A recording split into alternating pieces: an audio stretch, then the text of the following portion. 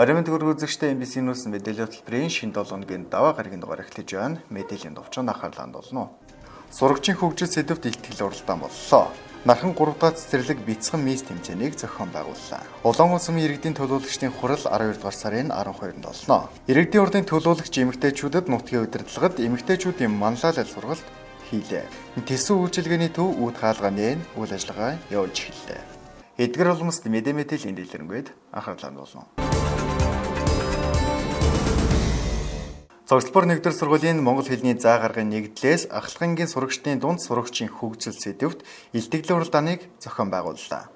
Энэ уралдаанаас шалгарсан сурагчид аймгийн хэмжээнд явагдах илтгэлийн уралдаанд оролцох эрхтэй болж байгаамаа. Монгол жишээ авчирч би өөрөө монгол шүлжтэйг олсон уншчихсан. Монгол шүлжтэй ачаар би альберт институтын хамт дэлхийн нээлтийг хийж Кристоф Колумбтанд Америк төвийг Хёно таны 3 тул хэрэгтэй цаг үеийн зэрэг мөр хэрэгтэй тулдж явсан гэлээ. Үүгээрээ би юу хэлэх гээд байна гэвэл Монгол Цогцлбор 1-р сургуулийн сургалтын албанаас 11-12 дугаар ангийн сурагчдын дунд сурагчийн хөгжил сэдвт илтгэлийн уралдааны 3 шаттайгаар зохион байгуулж байна. Сургуулиас шалгарсан сурагчид аймгийн 5 сургуулиас шалгарсан сурагчид өрсөлдөх юм. Энэ уралдааны зохион байгуулснаас чөлөөтлөн сурагчдын хүнтэй харилцаа хэл яриа хөгжих давуу талтай гэж байна. Цаашид сургуулийн зүгээс сурагчдаа хөгжүүлэх илтгэлийн уралдааныг зохион байгуулах гэнэ. За энэхүү илтгэл чадварын уралдааны маань гол зорилго сурагчдын маань урнаар илэрхийлэх эмх цэгцтэй оновчтой ярихад одоо оршиж байгаамаа. Тэгээ энэхүү илтгэл чадварын уралдааны 1-р байрыг 11-р ангийн сурагч Оюун сувд, 2-р байрыг 11-р ангийн сурагч Эрдэнэдалаа, 3-р байрыг 11-ийн Мөн А ангийн сурагч Мөнх Эрдэнаар тус эзэлсэн байна.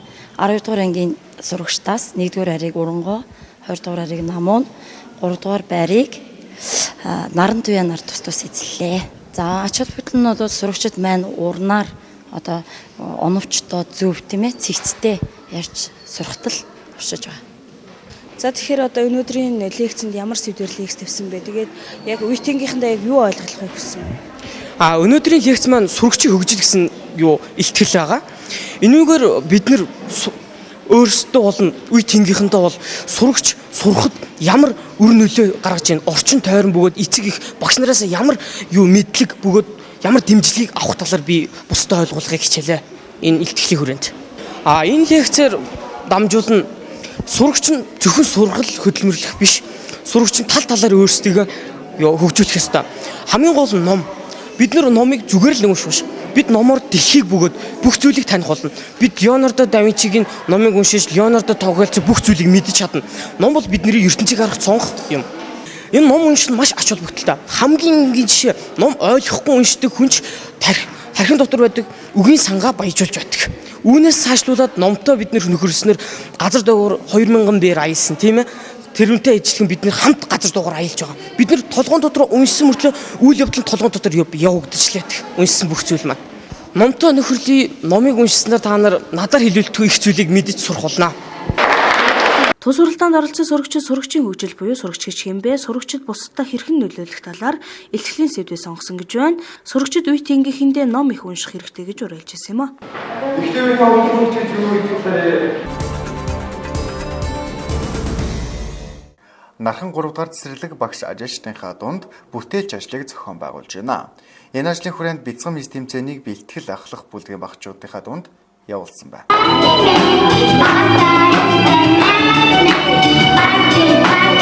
Нархан 3 дугаар цэцэрлэгийн бүтээж ажлын хүрээнд бяцхан мис тэмцээнийг зохион байгууллаа. Тус тэмцээнд ахлах бэлтгэл бүлгийн 18 багчууд оролцсон авьяас чадвар мэдлэг авахал самбаагаар өрсөлдснөөс 1-р байранд бэлтгэл Б бүлгийн Төмнөлзийн Гамболор тэргүүлж Алтан эрдийн өргөмжлөл медалийг хүртсэн байна. Харин мөнгөн эрдний тууцыг ахлах Б бүлгийн сурагч Батхүүгийн нэнрэл авсан бол 3 дугаар байрыг бэлтгэл А бүлгийн Мичид Марл хүртлээ.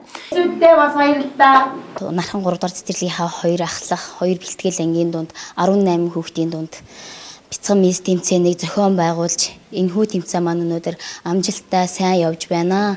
Тэгээд мөн энэ тэмцээнд ач холбогдол өгж байгаа эцэг эхчүүдтэй бас энэхүү тэмцээнд оролцож байгаа бяцхан шавнар маань энэхүү ажил үйлдэлд маань үнэн сэтгэлээсээ, чин сэтгэлээсээ маш сайн оролцож байна. Энэ тэмцээнийг зохион байгуулснаар хүүхдүүд маань хэл яриа, гоо зүү бусдын нүнд бие яаж авч явах вэ гэд олон зүйлээр суралцж байгаа. Мөн хүүхдүүд маань энэхүү тэмцээнд оролцсноор өөрийнхөө авьяасыг нээн илрүүлж бусдын өмнө бие яаж авч явах вэ гэд өчнөн зүйлдер суралцж байгаа. Тус тэмцээний зохион байгуулснаар багчуудын гоо зам мэдлэг боловсрол дээшлэх авьяас бэлгэн нээгдэх давуу талтай юм байна. Улаангуй сумын иргэдийн төлөөлөгчдийн хурлын ээлжилт 6 дахь хуралдаан энэ сарын 12-наас 13-ны өдрүүдэд хуралдах юм байна. Тус хуралдаанаар дараах хэсгийн асуудлыг авч хэлэлцэх юм байна. Сумын иргэдийн төлөөлөгчдийн хурлын ээлж 6 дугаар хуралдаанаар сумын иргэдийн төлөөлөгчдийн хурлын хэрэгүүлэгчид ажлын албаны 2014 онд хийсэн ажил 2015 оны зориул, сумын эдийн засаг нийгмийн 2014 онд хөгжүүлэх зорилтын биелэлд 2014 онд орон нутгийн хөгжлийн сангийн хөрөнгө оруулалтаар хийгдсэн ажил, 2015 онд сумын эдийн засаг нийгмийн хөгжүүлэх зорилт орон нутгийн хөгжлийн сангийн хөрөнгөөр хийгдэх ажлын төсөл, сумын 2013 оны төсвийн гүйцэтгэл, 2014 оны төсвийн гүйцэтгэлийн явц, 2015 оны төсвийн төслийн тухай, сумын газар эзэмшүүлэх өмчлүүлэх 2014 оны төлөвлөгөөний биелэлд 2015 оны газар эзэмшүүлэх өмчлүүлэх төлөвлөгөөний төсөл, хотын хөгжил цэцэрлэгжүүлэлтийн газрын 2014 оны төлөвлөгөөний биелэлд 2015 оны төлөвлөгөөний төсөл, байгаль орчны талаар 2014 онд хийсэн ажлын тайлан, 2015 оны зорилтын тухай, Монгол Ардын намын бүлгээс тэргүүлэгчдийн тоог нэмэгдүүлэх талаар ирүүлсэн саналыг хэлэлцэх, түгээмэл тархастай ашигт малтгналын олборлолт, хэрэглээний талаарх мэдээлэл орон нутгийн төсвийн орлого бүрдүүлэх ажлын явц зэрэг 9 асуудлыг хэлэлцэх батлах юм байна. За энэ хэлэлцэх асуудлаар бид энэ жилүүдэд анх удаага түгээмэл тархастай ашигт малтгналын олборлолт, түүний одоо төсвийн бүрдүүлэлтэнд оруулж байгаа хувь нэрийн талаарх анх удаага хэлэлцэж байгаа бол манай энэ удаагийн хуралдааны бас нэг онцлог тал болж байна. Мөн одоо хотын хөгжил цэцэрлэгчдийн газрын тайланг авч хэлэлцэж байна.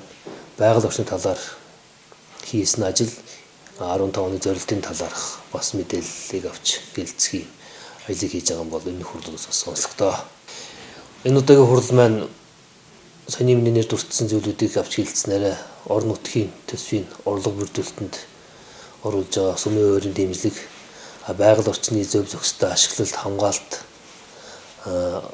утгагүй болох одоо 2015 онд болох аймгийн 90 жилийн өгтөж хийх ажлын Улаангуй сум хотод хийх ажлыг наривчлан гаргах, энэ ажилд одоо хотын хөгжил цэцэрлэгчдийн газар, сумын байгаль орчинд хүний тасаг одоо ямар үр дүнтэй, ямар үр өгөлтөд оролцох вэ гэдэг талыг бас тодорхойлж өгөх юм ач холбогдолтой хурал болно. Улаангуй сумын иргэдийн төлөөлөлтөй хурал маань одоо 31 төлөөлөгчтэй, бүх төлөөлөгчтэй бол бид нэр хурлын материалаа одоо хөргүүлнэ. Бүх төлөөлөгчд бол хурал 12 сарын 12-ны өдөр хуралдана гэдэг бол аль биесээ ихлээр мэдгдсэн байгаа. Тэгээ одоо хуралдаан бол эрс бол хангалттай гэж бид тооцож байна. Хүсэн хүлээсэн шинэ жил шинэ он хаяанд ирлээ. MBC телевиз үзэгчид та бүхнийхээ санал асуулгаар улс төр нийгэм бизнес урлаг спортын 2014 оны шилдэгүүдийг тодруулах гэж байна. Та бүхний саналыг MBC TV пэйж хуудас болон 19-15-3 утсаар 12 дугаар сарын 15-ны өдрийг дуустал хүлээн авч байна. MBC телевизийн сарын 20-наас эхлэн Увс аймагта улс төр нийгэм, бизнес, урлаг спортын салбартаа амжилт бүтээл гаргасан онцлог 5 хүнийг үзэгч та бүхний санал асуулгаар тодруулан цэнхэр дэлгэцээрээ учран зоолуулах гэж байна. За тэгэхээр телевиз үзэгчтэй энэ өдрийн мэндийг хүргэе. За тэгэхээр MBC телевизийн сэтгүүлчид одоо баярынхаа нэвтрүүлэг дээр ажиллаад одоо бас маш завгүй ажиллаж байна. Тэгэхээр бид бас олон нийтийн санал асуулгаар үзэгчтэйгээ бас хамруулад одоо 5 салбарыг сонгож бид онцлох болон одоо шилдэг хүмүүсийг тодруулах гэж байна. За энэ ямар утгатай юм бэ гэхээр шилдэгүүдээ бид одоо үзэгчдийн нүдэн дээр бол ил байдаг за улс төрч одоо нийгмийн амьдрал байна. Спорт, соёл урлагийн та хэнийг шилдэг гэж бодож байна. Ямар одоо салбартаа хин ямар амжилт гаргасан бэ гэдгийг одоо хамгийн том шүүгч нь үзэгчд байдаг учраас та бүхний хүнийхээ нэрийг манай телевизийн одоо 19 тэгтэг 15 тэг 3 утас буюу за манай телевизийн пэйж хуудсанд саналаа ирүүлснээр бид одоо та бүхний саналаар ирэмблээд их энэ салбарт тэргүүлж байгаа 5 хүнийг та бүхнийхээ одоо баярын өдрүүдээр баяр дээр чинь баяр нэмээд одоо бид нэр дугаартаа урьж оролцуулж энэ хүмүүстэй одоо амттай яриа өрнүүлэх болно. Одоо мэдээж энэ өдөр бол улс төр ярихгүй, ажил ярихгүй зөвхөн энэ хүмүүстэй холбоотой сайн сайхан дурсамж за шинэ жилийнх нь одоо баярын өдрүүдийн талаар гэгээн ийм дурсамжуудыг бид нэр бас ярьж хэлэх юм байгаа. Тэгэхээр үзэгчтэй хандаад хэлэхээр зөвхөн орон нутагт байгаа энэ хүмүүсийнхаа л нэрсийг өгөөрэй. За одоо манад бол өнөөдөр одоо урлагийн тал дээр бол за Эрен хүрээ дуулж үжгийн Наас Сүхбаатар зохиолч гэдэг одоо маш олон санал ирсэн.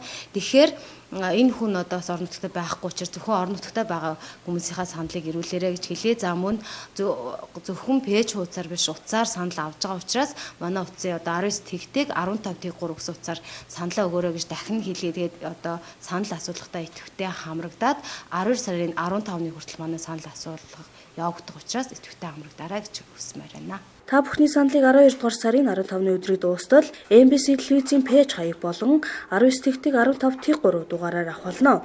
Та бүхэн өөрийн бодож явдаг онцлог хүндээ саналаа идэвхтэй ирүүлээрэй. Аймгийн иргэдийн төлөөлөгчдийн хурлаас иргэдийн төлөөлөгчдийн хурал сонгогдсон эмэгтэйчүүдийн улс төрийн манлайлал нөлөөллийн чадварыг дээшлүүлэх зорилготой сургалтыг 2 өдрийн турш амжилттай зохион байгуулж байна. Энэхүү сургалт тус сургалтанд сууж байгаа эмэгтэйчүүдийн оролцоон тулгуурлан явагдаж байгаагаараа онцлогтой юм байна. Монгол Улсын их хурал Швейцарын хөгжлийн агентлаг хамтран орон нутгийн иргэдийн төлөөлөгчдийн хурлын эмэгтэй төлөөлөгч нарт манлайлал сэдвийн сургалтыг зохион байгууллаа. Энэ сургалт онол практик хөсөлсөн хүн бүрийн идэвхтэй тэгш оролцоо хамтдаа хөгжих, харилцан ярилцах мөн хийнгээ суралцах зарчимд гүнзгий суурилсан Монголд явагдах сургалт нэртэй дийлэнх үйл ажиллагаанаас нэлээд онцлогтой болж байна. Тус сургалт хуралд сонгогдсон эмэгтэйчүүдийн улс төрийн манлайлал орон нутгийн шийдвэр гаргах төвшөнд эмэгтэйчүүдийн үр дүнтэй оролцоо төлөөллийг нэмэгдүүлэх ач холбогдолтой байна. Тэгээд энэ эмэгтэй хүн гэж ер нь жоохон ямар юм эмэгтэй хүн энэ нийгэмд ямар өөрийг оролтой юм эмэгтэй хүний манлайлал ер нь ямар байх ёстой гэдэг талаар биднэрт асар их мэдлэг өгч байна. Тийм учраас бид нар энэ сургалтыг амжилттай явуулж ер нь эмэгтэй хүн улс орон гэр ер нь ямар ч нөхцөлд ямар их манлайлалтай байх талаар бид нар бол тэр талаараа нэлээд их мэдлэгтэй болж байгаа. Сургалт бол их сайхан сургалт болж байна. Энэ сургалтаас одоо сурсан хэцүү зүйлээ одоо ажил дээр хэрхэн хэрэгжүүлнэ. Бид нар чинь иргэдэд төлөөлж гарч байгаа иргэдийнхээ өмнөөс иргэдэд төлөөлсөн төлөөлөгч учраас энийг бол бид нар иргэдтэй жолболно өөрсдөө ажилдж хэрэгжүүлнэ. Бид нар учир нь яг бидний ард зөндөө биднийг бас сонгосон бидний итгэлийг хүлээсэн ард түмэн байгаа учраас бид нар эмэгтэй хүний хувьд энэ манлайлалаа ямар ч байсан ажил дээр хэрэгжүүлнэ. Энэ сургалтын давуу тал бол ерөн бусад сургалтуудаас нэлээд онцлог боллоо гэж үзэж байгаа. Яагаад гэх юм бол багш маань ерөөсөө өөрөө лекц уншиж заана гэхээсээ илүү болж игэл энэ оролцож байгаа оролцогчтой бол багаар ажиллах ийм чиглэлийг бол нэлээд төлхөө одоо хэрэгжүүлсэн юм сургалт болж байна. Тэгээд эндээс бол хамгийн гол нь Ус аймгийн хэмжээнд 500 гаруй одоо аймаг сумын төлөөлөгч байд юм байна. Тэрнээс яг хуваарь аваад үзэх юм бол 20 хүрэхгүй хувьд нь эмэгтэй хүмүүс байд юм байна. Тэгэхээр энэ сургалтын ач холбогдлыг би юу гэж бодож байна гэх юм бол одоо энэ Монголын нийгмийн амьдралд бол эмэгтэй хүний бас торгон мэдрэмж нийгэмд хэрэгтэй байна. Эмэгтэй хүмүүс заавал дарга болохтой гол нь биш. Гэхдээ тэр нийгмийн одоо шийдвэр гаргах төвшөнд эмэгтэйчүүдийн оролцоо гэдэг юм бас зайлшгүй байх шаардлагатайма гэдэг зүйлийг л нийгэм мэдэрч энэ чиглэлд одоо эмэгтэйчүүд маань сурч боловсрох хэрэгтэй гэдэг үднээс энэ сургалтууд маань явагдаж байна гэж ингэж ойлгож байгаа. Тэгээд энэ сургалтанд сууснараа бол одоо тулгымцсан асуудлыг яаж тодорхойлох вэ те? Тэрэн дээр яаж дүн шинжилгээ хийх вэ? Тэрийг одоо шийдвэр гаргах төвшөнд гарсан эмэгтэйчүүд маань яаж ажил хэрэг болох тал дээр одоо яаж ажиллах вэ гэх чиглэлийн одоо олон мэдэхгүй бөгөөд мэдээлэл одоо мэдчихсэн мэдлэгийг өшөө лавшруулж олох ийм их давуу талтай юм сургалт болж байна гэж ингэж ойлгож байна. Тус сургалтаар дамжуулан иргэдийн төлөөлөгчдийн хурлын төлөөлөгч эмэгтэйчүүдийг орон нутгийн бодлогын асуудлуудад хүний эрх, гендрийн тэгш эрхэл суурилсан дүн шинжилгээ хийж шийдэл олох, түүнийгээ ардсан замаар хэрэгжүүлэх чадварыг дээшлүүлэх, сонгуульд эмэгтэйчүүдийн оролцоо, хамтын ажиллагаа дэмжлэг үзүүлэх, өрсөлдөх чадварыг дээшлүүлэх, үндэсний хэмжээнд хамтран ажиллах орон нутгийн улс төрч эмэгтэйчүүдийн сүлжээ байгуулах зорилготой гэж байна.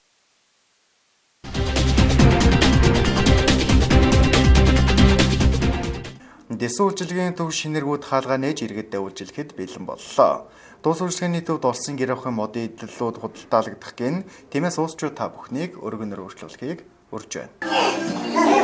ТЭС үйлчилгээний төв нэгдэн үйл ажиллагаа явуулж эхлэв. Энэ төвд Оросын стандартын шаардлага хангасан модны дэл худалдаалагдах бөгөөд шинжилгээний баярын хямдралтай лизингийн худалдаагаа энэ сарын 9-ээс явуулж эхлэх тул иргэд та бүхэн өргөнөөр үйлчлэхийг тус дэлгүүрийн хамтлалнаас уриалж байна. Манайх Марина урс мебель дээр зогсож байсан урс мебелийн дэлгүүрийн үйл ажиллагаа ингээд ТЭС төв гэж нээлтээр эхэлж байна. Манайх олон жил үйл ажиллагаагаа Оросын улааны улсаас Красноярск, Афган, Черногорск хотуудын үйлдвэрийн бараа татан нийлүүлж үйл ажиллагаа явуулж байгаа. Манайх энд ТЭС төв гэж урс мебелийн цэглэгаан бараа гэрхүү гэсэн үйлчилгээтэй үйл ажиллагаагаа нээлтийн ажиллагаа ингээд бид нар нээж байна. Ингээд хөдөлмөрчид та нараа манайх шинэ жилийн урамшуулал хямдрал гээд өргөн сонголт үйлчилгээ явуулж байгаа. Шинэ жилийн урамшуул хямдрал гээд үйл ажиллагаагаа 3 банкны лизингээр үйл ажиллагаагаа газар дээн лизин үйлчлүүлэх үйл ажиллагаа явуулж эхэлж эх 7 хоногоос явуулж эхэлнэ. За ингээд эгч маань шинэ оны босгон дээр ТЭС гээд төвийг байгуулад нээлттэй ажиллагааг одоо хийж албан ёсны тууцыг одоо хайшлах гэж байна. За энэ ТЭС гэдэг нэрний утга учирыг бас телевиз үзэгч хүмүүдээ бас тайлж өгье гэж бодож байна. За хүн бол төрж өссөн нутгаараа бахархах нь бол ойлгомжтой. Тэгээд ТЭС сум гэдэг сумынхаа нэрийг бол оруулж өгсөн. Арталд нь ис уу 2 өсгөн. За манай энэ эгчийн маань нөхөр сумья гэж төмд нээлттэй хоршооны жолооч насаараа одоо Увс аймгийн зам ангид машин барьсан ийм жолооч хүн байжгаад харамсалтайгаар одоо зуурдаар хорвогийн мөнхөсийг үзүүлсэн. За бас амьдтай бас 2 давхар бас сайхан үйлчлэгээний төвийг одоо барьнаа гэж одоо ингэж ярьж байсан. Тэр мөрөөдлийг нь одоо биелүүлж тэгээд нөхрийнхаа одоо сумья гэдэг үгний эхний 2 үсгийг одоо ТЭС сумынхаа арт талд одоо залгаж ингэж энэ ТЭС гэдэг нэрийг одоо өгч өнөөдөр албан ёсныхаа тууцыг одоо хайрлах гэж байна. За тэгээд эгчийн маань одоо энэ төвийн нээлтийн үйл ажиллагаанд Увс аймгийн төмд нээлттэй хоршооны жолооч нар одоо хүргэн ахтай маань хамт нэг үед одоо машин барьж исэн найзууд жолооч нар нь за ингээд нөхрийнх нь одоо хүргэн ах сумьягийн төрлийн аав ээжийн төрлийн одоо хүмүүс за мөн одоо манай эгчийн маань одоо төрлийн одоо ах дүүнэр найз нөхөд ангийн найз нөхөд бүгд одоо ингээд хүрэлцэн ирсэн байна. Ингээд албан ёсны одоо тууцаа одоо ингээд хайшлах ёслол маань одоо эхлэхэд бэлэн болсон байна. За ингээд ТЭС худалдааны төв нэгдснээр 7 хүнийг ажлын байраар хангасан байна. Тус Орос тавилгын дэлгүүрийн хамт олон иргэдийнхээ эрэлт хэрэгцээ нийцүүлэн стандартлын шаардлага хангасан сайн чанарын тавилгыг байн худалдаалах гинэ. Хэцүү хугацааны реклам сурталчилгаан дээр MBC-ээс мэдээлэл хөтөлбөрөөр өгчлэгийг хүлээн авч байна.